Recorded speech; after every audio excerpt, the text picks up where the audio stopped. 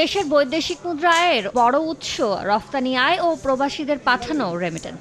অন্তর্বর্তী সরকার দায়িত্ব নেয়ার পর প্রবাসী আয়ে যে সুবাতাস লেগেছে সেই ধারা মার্চে রেকর্ড করেছে। গেল মাসে রমজান ও ঈদকে সামনে রেখে ইতিহাসের সর্বোচ্চ $300 কোটি এসেছে, যা বাড়িয়েছে রিজার্ভের পরিমাণও। রোববার সচিবালয়ে এমন তথ্য জানান অর্থ উপদেষ্টা। ভালো কতগুলি নিউজ, আমাদের রেমিটেন্স আসছে অনেক বেশি, এবার 3 বিলিয়নের মতো। তারপরে আপনার ফরেন এক্সচেঞ্জ রিজার্ভটা একটু বেড়েছে। রফতানি করা পণ্যের উপর সম্প্রতি চড়া শুল্ক আরোপ করেছে ট্রাম্প প্রশাসন, যা চলতি সপ্তাহ থেকে কার্যকর হওয়ার কথা। এতে বাংলাদেশের রফতানি ক্ষতিগ্রস্ত হওয়ার আশঙ্কা থাকলেও বড় ধরনের প্রভাব পড়বে না বলে আশা অর্থ উপদেষ্টার। আমরা খুব বেশি পড়বে না, একেবারে যে পড়বে না তা না, আমরা ওটা দেখবো কীভাবে পুষিয়ে নেওয়া যায়।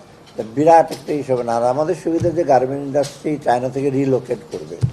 চায়না তো আর একটা জিনিস ইসে করবেন যে আমাদের যে গার্মেন্ট আছে আমরা লোয়ার এন্ডে, কিন্তু মানে যেটা টার্গেট বা ওয়াল মার্কেটে বিক্রি হয়, যেটা খুব বেশি দাম না। এ সময় উপদেষ্টা বলেন, এবারে স্বস্তির সঙ্গে ঈদ উদযাপন করেছে দেশের মানুষ। সেই সঙ্গে দ্রব্যমূল্য নিয়ন্ত্রণে ছিল বলে দাবি করেন তিনি। এফেক্ট করেছে কারা?